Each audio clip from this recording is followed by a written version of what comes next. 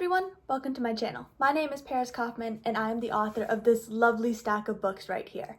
Today I want to share my 5 best marketing tactics, and the reason I'm using little air quotes is some of these tactics are something as simple as enjoy what you're doing, because your attitude when you're marketing, no matter what aspect of the marketing game you are working on, it's going to make a difference. So some of these ideas might not necessarily be, oh, it's really great if you organize your shelf in this way. It's not, but if you keep these ideas in the back of your head and you keep some of these attitude things in mind, or you know, okay, if I talk about aspects that are related to this, it's really going to make a difference, that is how you start getting sales. Because I'm going to be honest here, I'm still trying to learn how to market better. One of my goals from 2025 is to really start figuring out what parts of marketing do and don't work, so expect more videos like this in the future, hopefully. This first piece of advice is one you are going to take with you everywhere. Every event you go to, every book you publish, every email you send, every time you hit post, no matter what you are doing related to your marketing or not, this is important. Your attitude matters. When you are trying to sell a product, when you are trying to tell somebody that your product benefits them, because ultimately that's what we're trying to do here. We're not necessarily trying to sell our book just because we want to sell it, which, yeah, that's a part of it, but if you want to make the sale, you need to show somebody that your product benefits them. So what aspect is it? Is it their favorite genre? Is it has a great moral lesson? Is it a great deal? You need to convince somebody of that, and you need to prove it and follow through with it. So your attitude matters. When you are marketing, if you market with a smile on your face, that's automatically going to make people more interested. Being likable, being approachable, smiling at people when they pass your booth, saying hello to people, being online and smiling and talking about your book and enjoying the process, because when you are having fun, so will the people watching your content. If I'm marketing my book and I marketed it with a pretty deadpan expression, I wrote this book, it was really hard for me to get through the publishing process for this. It took a lot of time, so I'd really appreciate if you bought it. Okay, maybe somebody will give me a pity sale, but do I really want pity sales, or do I want people to buy the book because they're excited about the book? Hi guys, I wrote this book. It is called The Empty Manger. The absolute message I want to spread here is putting Christ back into Christmas. And get this, there are illustrations inside. If I'm remembering correctly, there are 18 of them, and I love every single one. And don't forget the back cover. You know, when you get more personal, when you get excited about it, people are going to be more interested in buying the book. Number 2 comes with a little bit of balance, and it has to do with the fact that you will likely get a little peak in your sales whenever you do a sale. So for me personally, and it's probably true for most of you as well, release day is probably going to be your biggest number of books. At least initially, something could change. For the most part, for me, I will notice a noticeable peak on release day, and then it kind of slowly fizzles out, and I get occasional sales here and there. I get smaller peaks on sale days. So the reason this comes with balance is if your book is consistently on sale, or you become predictable with your sales, people aren't ever going to want to buy your book full price, because they're going to feel like they're getting ripped off when they know if they wait 2 weeks, you're probably going to have the book 50% off again. Even if it's just 10% off and you do some sort of 10% off sale every month, you run the risk of people now thinking your book is worth that 10% off. So it comes with 2 negatives. 1, like I said, people might just wait for the sale. And 2 is it could decrease the value of your book. But sales are really great if you want a peak, if you're trying to increase your numbers, if you're trying to get a lot of readers quickly, if you were trying to get stock off your shelves, if you were trying to get people excited about book 2 in a series, maybe you put a sale on the first book. It's currently Black Friday weekend. I have a sale going on. More on that later. A lot of other authors also have sales going on. Nothing wrong with it. It's a really great thing. You should put your book on sale sometimes. But all the time, it comes with balance. You see my point. It can be hard sometimes to figure out when it's best to do a sale. So my advice on that is to figure out whenever you're feeling the urge to do a sale, why are you wanting to do the sale? What discount is going to keep that balance even? And when was your last sale? When are you planning on doing one again? Because sales are fun and they come with peaks. So if you want a lot of sales quickly, consider doing a sale. Number 3 is one I was hoping would work, and after testing it a few times this year, I can confirm it does, and that is to get involved with in-person events and your local community. So when you are marketing online, yes, that absolutely works, and I actually think it is a must if you want to be as successful as whatever business you have. you have to be online. That is how you're going to reach people who aren't in your, small town vicinity. But if you want a great way to connect with people who wouldn't otherwise know about you, these in-person events are a great way to do it, because you are literally sitting there with your books around you and your pretty setup and you're smiling and you're saying hello to people and people are coming over and asking you questions, and you get to practice your marketing pitch and you get better at your marketing pitch, and then you start making sales. So yes, get involved with in-person events. That is a great way to reach new readers.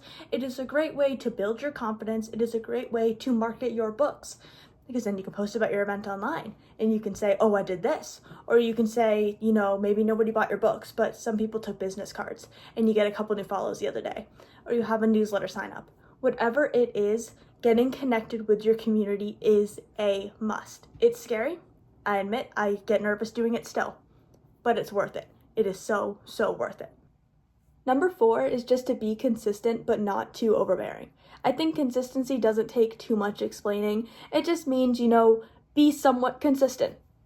End of story. That's fairly easy to do. Whether you post once a week, you post once a day, you post 2 times a month, you post some sort of specific themed post on Monday, and you post some other specific theme post on Tuesday, and you do YouTube videos on Friday. Have some form of schedule and do your best to stick to it. Yes, life happens, but consistency really is key to your success in regards to a lot of different things. But when you're doing marketing and you disappear and then you're in everybody's face and then you disappear, it gets kind of awkward. At the same time, you don't want to be too overbearing. So really by that I mean is don't post 25 times a day that people should buy your book. I think we can achieve that pretty quickly. I think that's also pretty straightforward. You want to get people excited not just to buy your book, but also to like you and to enjoy your time on their page. Because if people are having fun enjoying your content, if they're really enjoying watching when you bake cookies, or you go to some event and you take people on for a vlog, when you go to a book sale that isn't related to your book, period, and people have fun, they're going to want to support you because they're enjoying your content. They're going to be noticing that they like you as a person, and then they're going to buy your book. So you don't necessarily need to be talking about your book to get sales. Keep that in mind. Number 5 is my final tip for today, and I want to quickly preface it with the fact that you are going to see that sometimes somebody posts some form of content that does great, and when you post something similar, it doesn't do too great. Or you post a meme and somebody else posts a meme and your meme does amazing and theirs doesn't, and why is that? Sometimes it really just comes down to the fact of audience. It might not be the actual content. It might be the fact that your audience personally isn't as big a fan of aesthetics. Your audience personally doesn't tend to watch reels. They tend to just read excerpts, or whatever it is. You gotta figure out what your audience wants.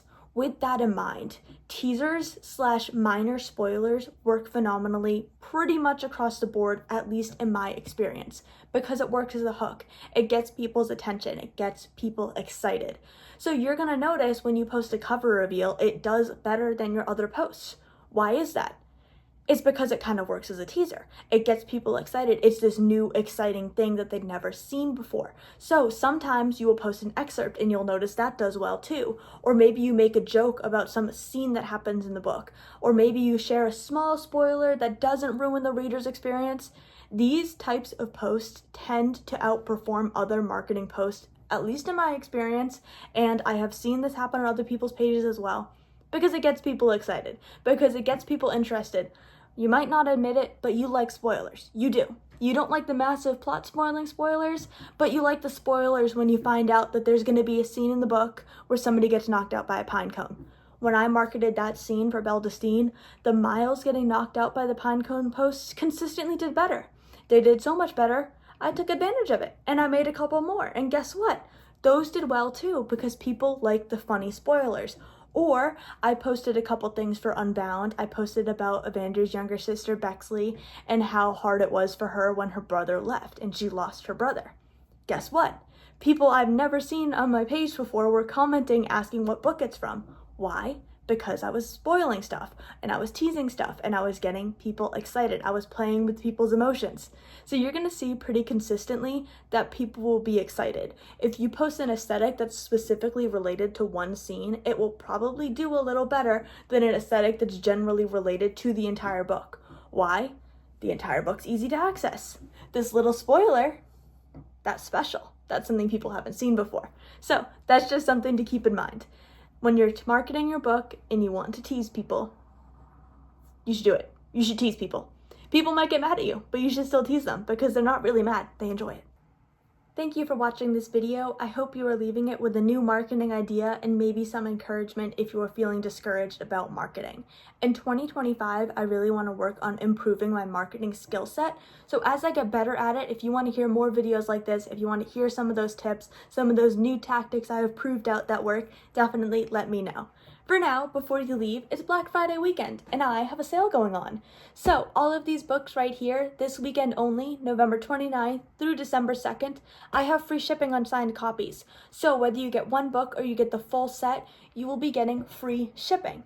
In addition to that, if you spend $50 on my signed copies, you'll get an extra $5 off. And in addition to that, every individual book sold will get an entry into a $10 gift card giveaway, winner announced on Instagram on December 3rd. All of the info of this is on there, so I recommend checking out my posts, or you can send me an email if you have any questions. Final detail for the sale is this extends to ebooks and paperbacks as well in regards to the giveaway. So I can't control if Amazon is putting shipping on it depending on where you live or if you don't have Prime, but what I can control is your entries to the giveaway. So if you buy even just one ebook, if you buy all of the ebooks, definitely let me know, send me a screenshot of proof of receipt so that I can enter you into the giveaway. For now, thank you for watching, and whatever time it is, whether it's morning, evening, or night, almost forgot my outro. Have a great day.